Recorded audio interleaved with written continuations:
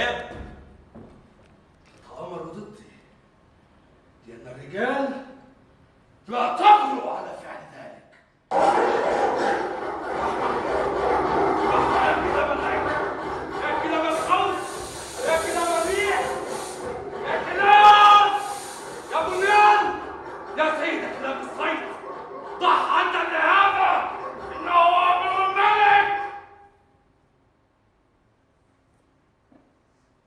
باسم الملك، ضح عند النهابة.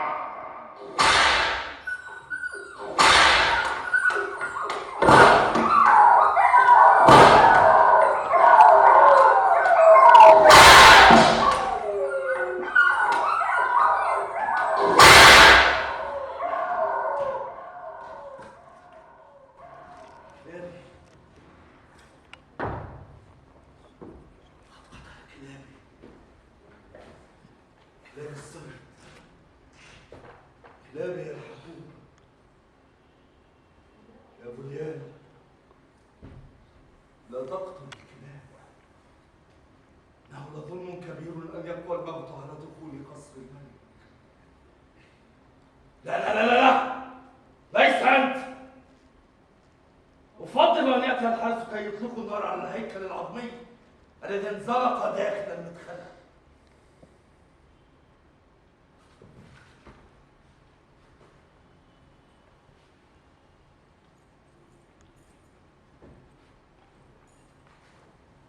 صاحب الجلالة. سكوت! ماذا تريد؟ يا صاحب الجلالة. سأخبرك أنا بما تنوي قوله. يا صاحب الجلالة، ينبغي ألا تستمر في الحداد. ما من شيء يمكن أن يقدم أو يؤخر الساعة التي لا يعلمها إلا الله وحده. فلتزعم جلالتك للأمر ولتحني رأسك محاولا أن ترضخ للمصاب الذي سيحل. فيمضي في قولك أيتها الأمة الناعقة. يا صاحب الجلالة، إن القساوسة وجماهير المملكة كلها راكعون الآن تماما كما نركع نحن هنا. سيكون عملا عظيما، بل عملا مقدسا، لو تسمح جلالتك بأن تدق الأجراس. بالطبع بعد رفع الحظر الذي فرضته جلالتك على دقها، كما لو أن تلك الأجراس قد أجرمت بدقها ضد طبلتي أذني جلالتك المرهفتين. فهل تأذن يا مولاي بذلك؟ كلا كلا، لا مزيد من الأجراس. اقتلوا الأجراس، لكن دقت ليالي وأيام. اخنقوا خارع الأجراس. أيها الراهب، سأقسم ظهور أجراسك، إنها تدق داخل رأسي. رأسي مكتظ بالكلاب والأجراس. من الممكن أن نموت موتا كاملا دون أجراس في هذا القصر. نرحل بلا أجراس، بلا صلوات العامة. لماذا يجب أن نتعفن دائما في بدخ داخل السراديب النبيلة؟ هنا نطأ تماما فوق الموتى، هنا يفوح المكان برائحة الموت الماتنة. أيها الراهب، أنت تحب الموت وأبهته وفخامته. ألست أنت الهيكل العظمي الذي انزلق من داخل المشنقة؟ انصرف! الملك لا يريد دقيقا من الضجير الصاخب. هل تسمعني؟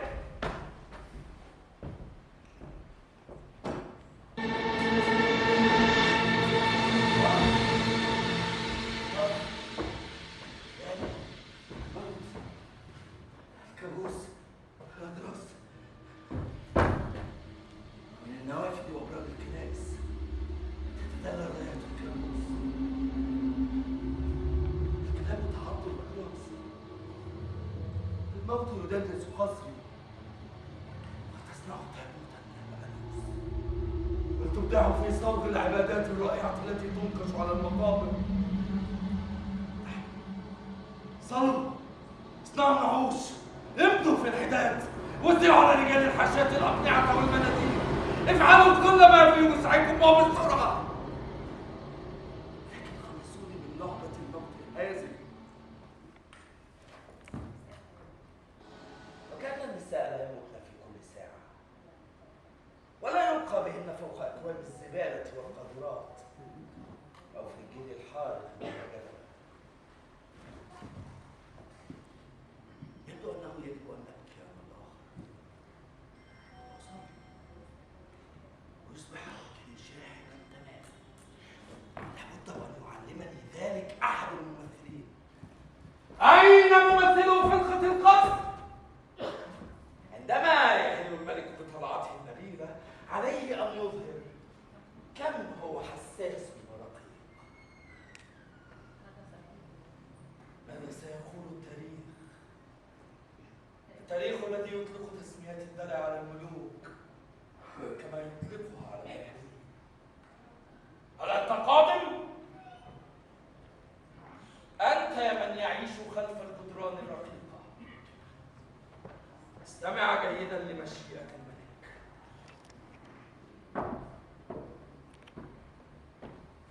أريد الأجراس أن تدق، ولكن برفق جدا. أريد دقة خفيفة متناهية الخفة حتى توافق أذني صاحب الجلالة الصغيرتين.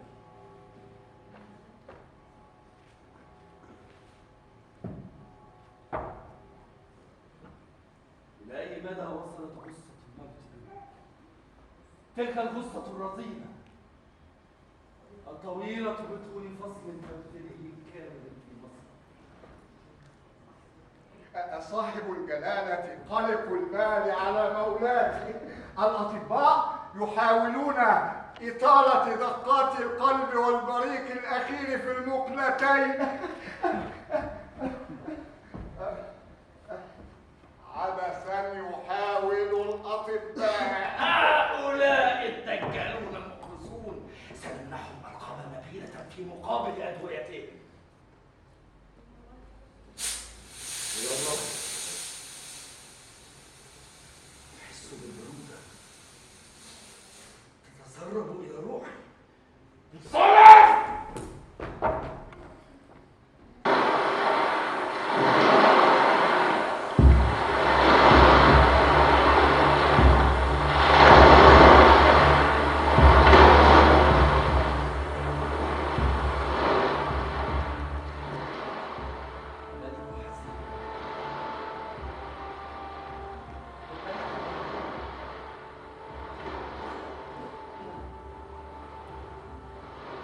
عندما أراها ساكنة كلون الشمع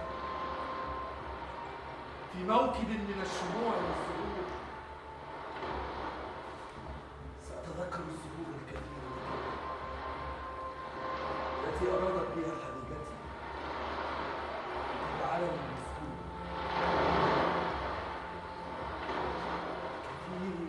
الكثير جدا من الزهور. سأبكي من أجل الزهور، من أجل ملكة الصغيرة الحبيبة. يا ملكة الصغيرة الحبيبة، سأبكي كما كنت ستبكين علي لو أن الموت أخطأ ودخل حجرتي بدلا من حجرتك أنت.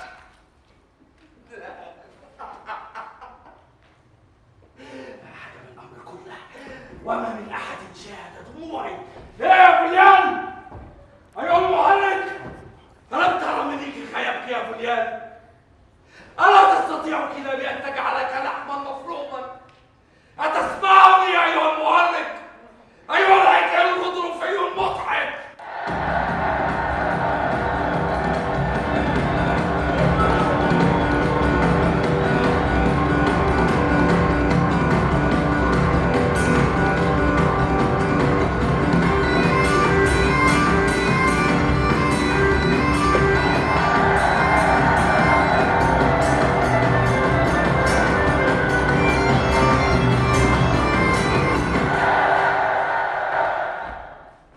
كلابه هي كلاب الملك يا مولاي، إنها تعض رجال حاشيتك ولا تعض خادمك.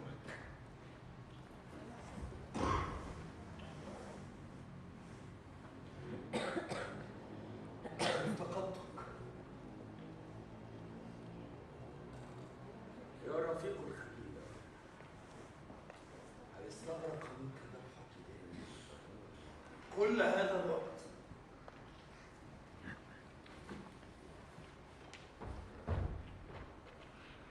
كان خطأها الوحيد أنها حيث الموت.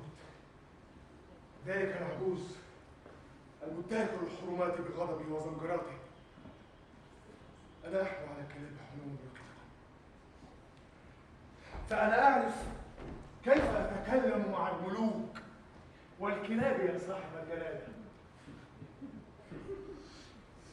ومسك هذه الكلاب شغاف قلبي، فقد كانت حزينة وتتعذب يا مولاي.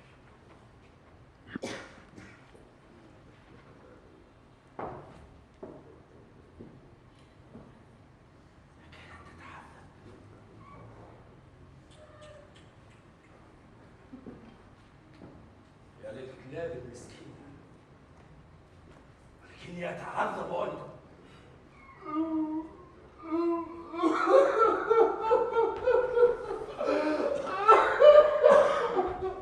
يا للملك المسكين. مع هذا أنا لا أتعذب ككلب، فاهم؟ نتعذب، ولكن طبقا للبروتوكول للمراسيل. هل رأيتني أنشئ البكاء؟ كلا، أنت بهذا لم ترى شيئا بعد. لو أنك استطعت أن تجعلني أضحك بعد طقوس الدفن فستسمح للعالم كله فرصة التحدث عن أحزان الملك العميقة. أحزان الملك العميقة. هل تستطيع أن تضحكني؟ بل أنظر هنا لأحزان الملك العميقة.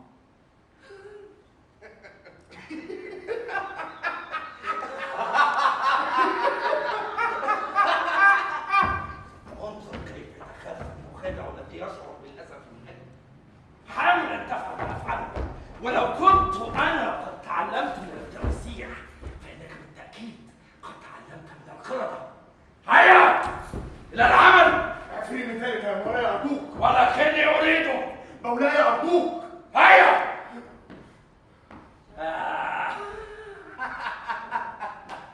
رائع يا فتيان. هيا.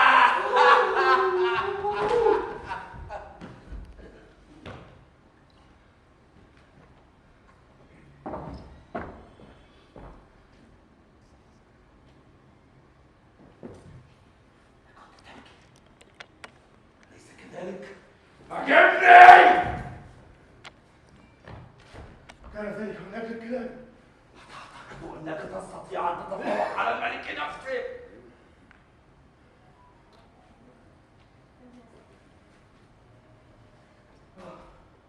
تطلب مرة أخرى. أردت أن أريك كم يساعدني.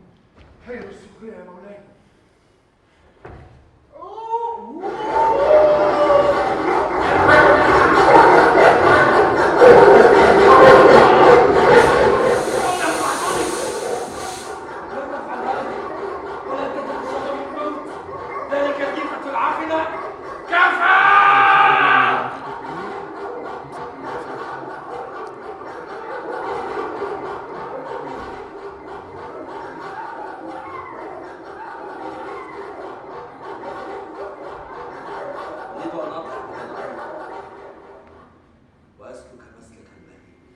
إن وجهي يتناسب مع ظرف الحال يا جلالة الملك. طوال تلك الأسابيع السوداء وأنت تتفكع في القصر تضيع الوقت سدى، تنوي في وجهك كي تبهج نفسك بحسب. ما أحقرك، وظيفتك أن تجعلني ملكا سعيدا، وأنا ذا أنتظر القرار، أنتظر الموت أن ينصرف إلى مكان آخر، وأنت خال وفاضي من كلمة واحدة مضحكة أو نكتة لأجل مليكك. أنت مليء بالمرارة حتى الطفح. لماذا تسير خلفي؟ للانتقام، فأنا أدوس على ظلك.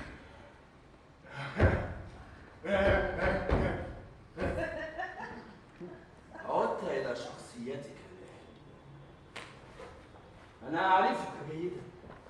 أنت متعجرف، خائن غدار وحقود، لست مهذارا كالمهرج الفرنسي أو الإيطالي، ولكنك صمود ومنتقم مثل مهرج بني جنسك.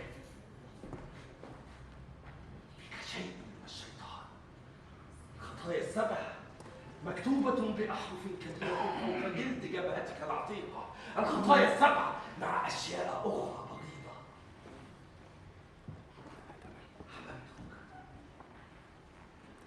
حببتك لأنك كامل الشر، وأنت الإنسان الوحيد الذي يستطيع أن يتحمله ملك مثلي. لقد شوهت ظلي، لا تقترب وإلا بعثت بك للكلاب لتنام معها للأبد. أيها الحقير الخبيث الخسيس، فيك ملامح الكلب الذليل ولك تصرفاته. سر على يديك ورجليك يا بنيان، سر. رائع يا بنيان، تمدد. اهرس براغيثك. هيا يا بنيان، اركض. هيا يا بنيان، رائع رائع. بنيان، أأنت كلب أم مهرج؟ بنيان، فيما تفكر؟ بنيان، أنت فعلان. فلك سبب الموت. ذلك الكيف عافنا. الله عليك. الكل يضطهدني. اقتلوا الكلاب. اقتلوا المهرج. على فريسة الكلاب. النهار.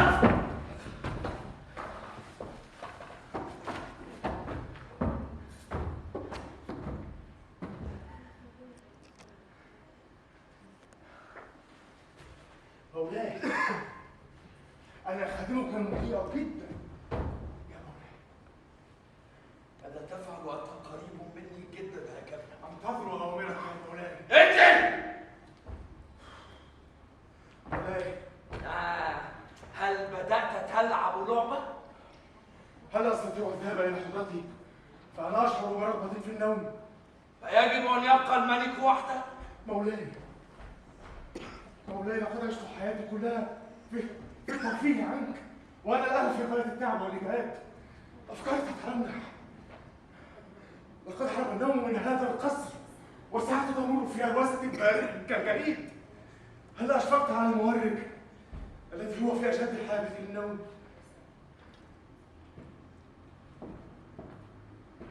ليس الآن. علينا أن نضحك حتى يرحل الموت. ليس من اللائق أن نضحك والموت مشغول بالعمل. ماذا نفعل إذا كنا نبتهج بالضحك؟ ها؟ كف عن النواح والعويل. أريد أن أضحك. هل ستتركني وتذهب لتنام؟ يجب أن أضحك. وإذا لم تنجح في تسليتي فإنك ستذكرني بالصوت. الصوت الذي أحتفظ به للأشقياء من الخدم والوزراء والمهرجين. الصوت الذي سيجعلك تبدع أكثر الحلقات إثارة للضحك. أليس في رأسك ذرة من العقل؟ أضحكني وإلا بعثت بك إلا جلادي الذي سيعاملك كيهودي أو مسيب. مولاي ارحمني أرجوك. ماذا يتذكر لديك مصدر مكتئب مهرج مكتئبا ونعسانا؟ وماذا يهمك أنت؟ مولاي، إن الملكة تلفظ أنفاسها الأخيرة. ماذا يهمك إن كانت الملكة تلفظ أنفاسها الأخيرة؟ وأن الموت يؤدي مهمته معها الآن. كان يظن مرة بأن الذي يرحل الآن إلى مملكة النداء هو زوجته.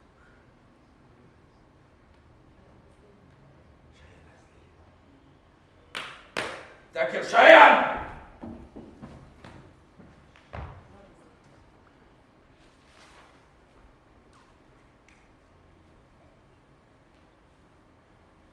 إن آخر ما أقدر عليه يا مولاي هو هزلية عميقة وقصيرة، وسنشترك في أدائها معا. ها؟ نشترك في أدائها معا. ها؟ هناك تقليد في بلادي يحدث أثناء فترة الصيام الكبير، وهو أن يختار الناس أي شخص ويكسونه بملابس زاهية الألوان، ويزودونه بتاج وسرمدان، ويحتفي به الحاضرون ويرقصون وينصر منه.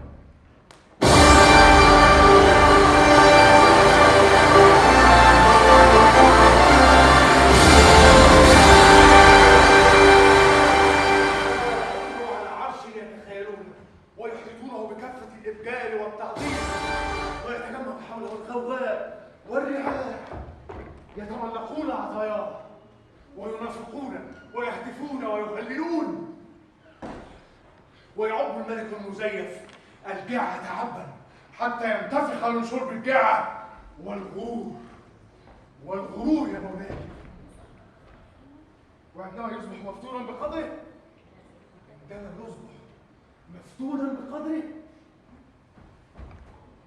ينزعون تاجه من على رأسه، ثم ينزعون صولجانه منه ليجعله الإنسان الذي كان عليه من قبل، تماما كما فعلت معك الآن. أنت فاهم ولا ليس كذلك؟ أنت الآن مجرد رجل، وما أقبحك من رجل، وأنا مثلك استرجعت حالتي الإنسانية، وقبحي يساوي قبحك.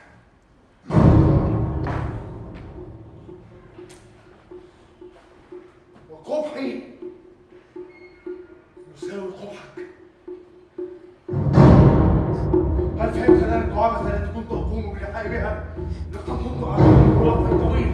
هل فهمتها؟ ستضحك منها وتعطي متنفسها اللطيف الذي أن يضحك كما سيضحكون في أقبيتك على ذكر.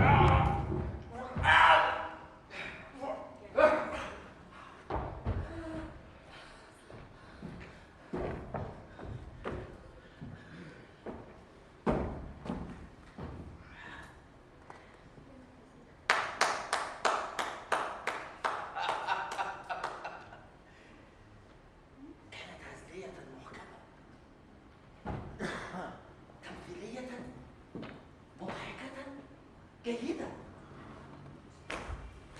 وقع هناك الأشياء. كم كنت بارعا في تصويرك للكراهية. لم تلفت يداك نظري من قبل. ما أروع يديك هاتين في الوقت الذي تفقد فيه كل ذرة من عقلك. سأجعل منك جلاد رسمي، وذلك إذا لم تكن قد أعدمت نفسك قبل ذلك الوقت. يا رفيق الحبيب، تلك لعيب وضيع. ما هذا؟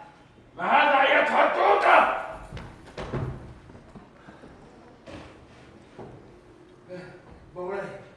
مولاي، هل أحضرت لي الجلاد يا مولاي؟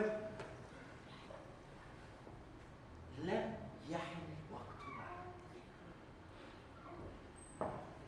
كان وجهك مريبا وغامضا للغاية، ولكن كم أحب كل ما هو مريب وغامض. لم أكن هادئا أو مرتاحا كما تعرف، لكنك سليتني على أي حال وضحكت أخيرا. أطلقت ضحكة عادلة انبعثت من أحشائي، عادت على إثرها روحي المليحة. هذا المكان لا يلهمني جدا. من الواضح أن هذا اليوم ليس من أيامك الطيبة.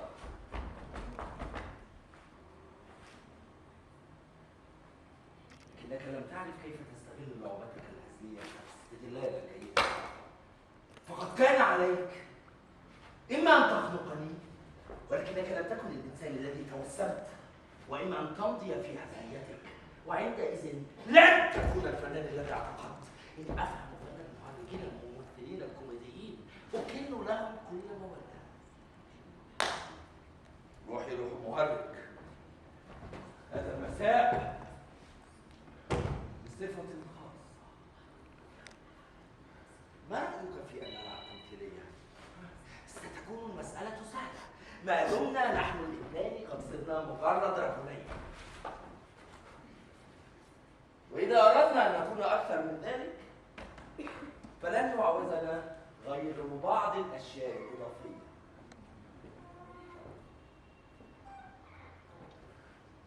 رجلان، أليس هذا ما كنت تفكر فيه؟ كنت أنا ملكا وكنت مسخا، أما الآن قد أصبحنا مجرد رجلين. أكاد أجن فرحا بالفكرة. لكن وجهك أيها الإنسان الشائع يعبر عن الاهتمام والكرب واليأس، نفس الأحاسيس التي كان يجب أن تبدو على وجهي أنا، لكنها لا تبدو وبرغم كل جهودي في إظهارها.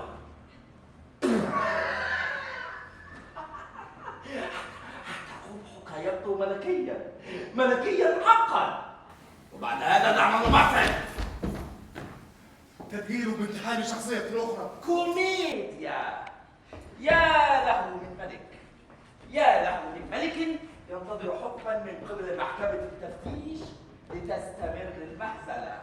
مولاي مولاي، لكم أريد بكل ألعابي وهزلياتي أن أبدد أحزاني. هل الملكة تموت الآن؟ باعتباري معارضا مخلصا لمولاي فإنني أستطيع أن أقدم لجلالتك تنويعات على هذا الموضوع. ها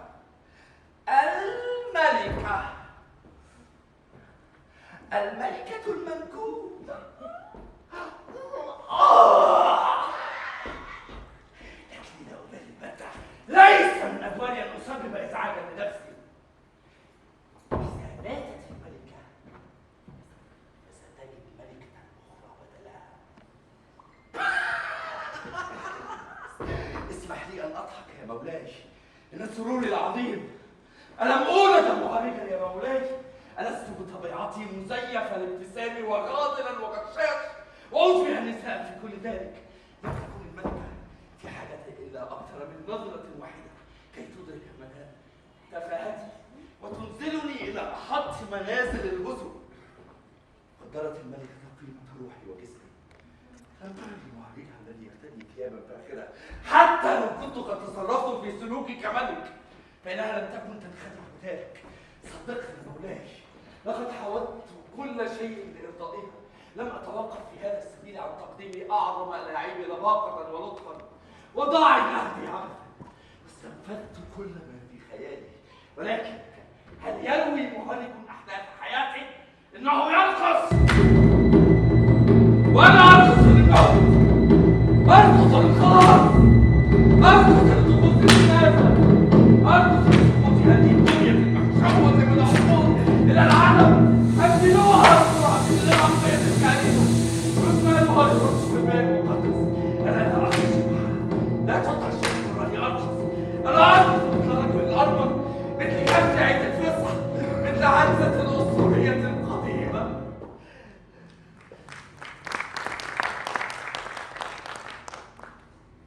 هل أعجبك حديثي الفردي يا مولاي؟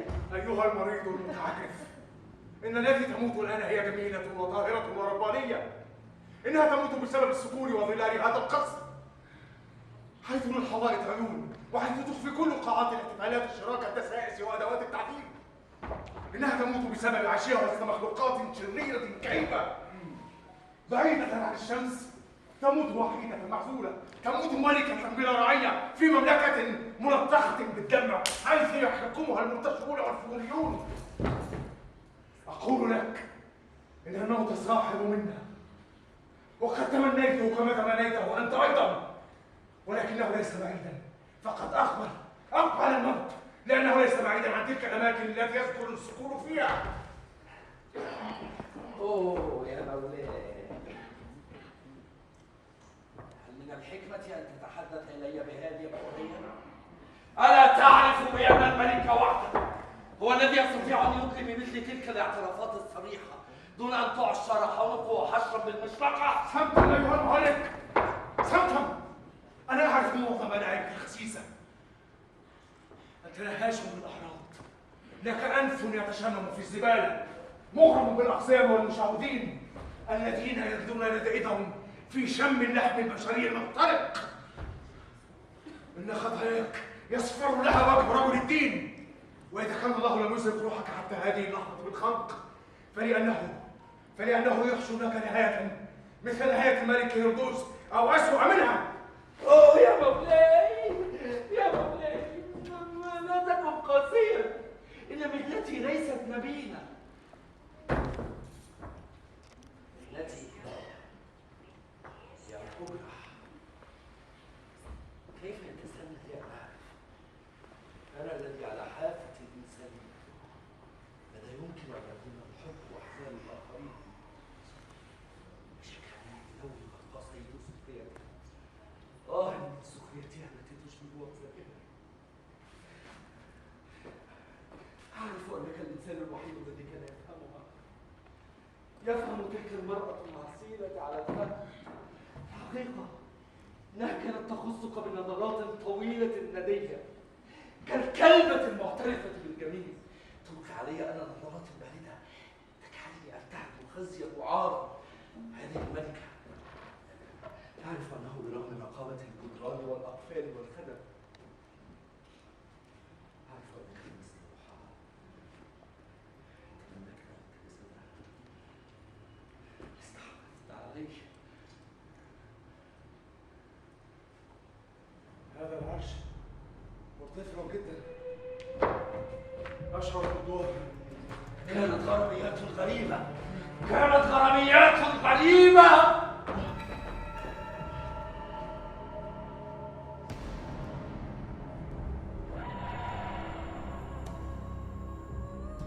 حدث في إحدى الأمسيات القذرة المطيرة الرطبة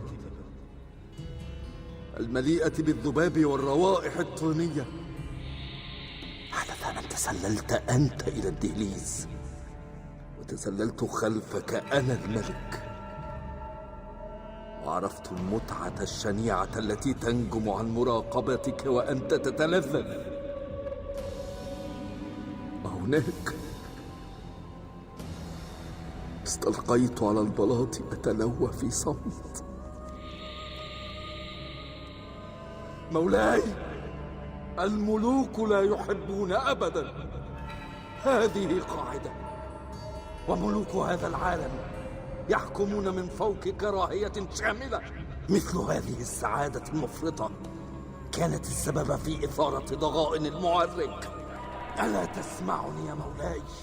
الملكة كالنحلة تموت بسبب الغرام، تموت بسبب هذا العشق الرهيب الذي لا يمكن تصوره. هل عرفت ذلك وهي تستنشق هواء غرفتها وهي تأكل فاكهتها المفضلة؟ إنها تموت كما يموت كل عظماء هذا البلد. إنها تموت مسمومة. الحب لا يدخل هذا القصر. ممنوع أن يحب أحد في هذا القصر. يا لها من معصرة. أيها المهرج، هل تقول الحقيقة؟ أقسم بأبلغ الإدانة للعبة الأبدية. ولكن قل من منا نحن الاثنين موجود؟ أنت ممثل عظيم. كلانا ممثل عظيم. كفى. انتهت المهزلة. وليعد كل منا نفسه من جديد. إنه تاجي أنا، فأنا الملك. إنه تاجي أنا الملك. بل أنا الملك، لأن الملكة أحبتني أنا.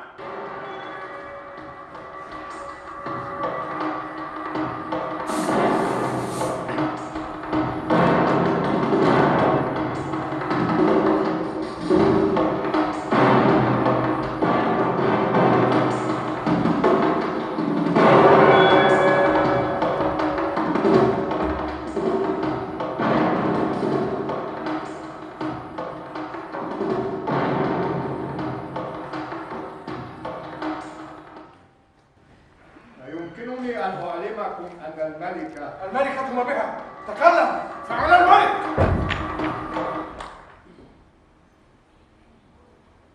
أيا كان منكم الملك فليعلموا أن الملكة ماتت.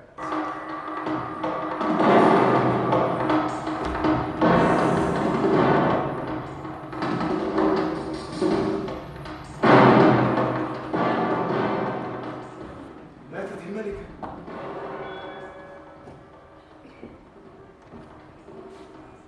فليأخذها الشيطان، وبعد الملهى تأتي المأساة. الملكة ماتت. فلتحتفظ أنت بالحب ولتعد إلي الدين.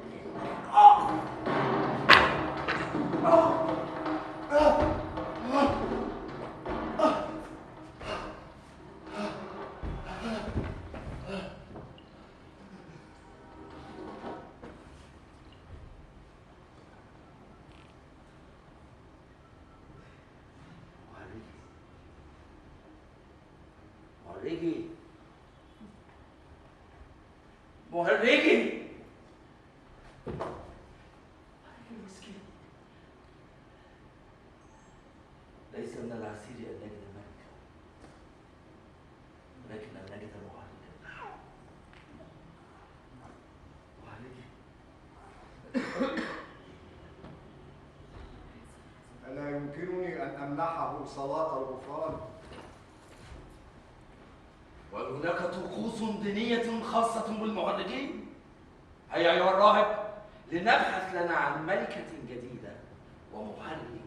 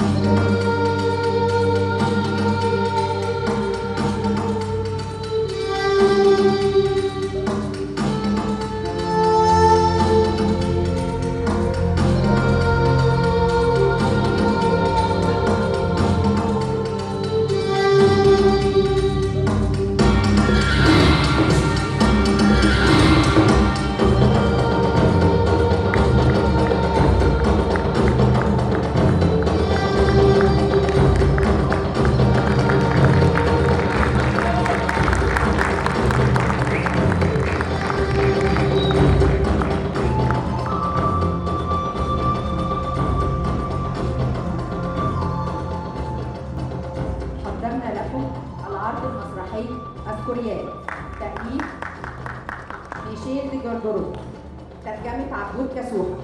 مساعد إخراج هيثم الهيثم. مخرج منفذ مي رضا. منفذ إضاءة محمد سعد. مهندس صوت أحمد سمير. بطولة شريف صبحي في دور الملك الكورياني.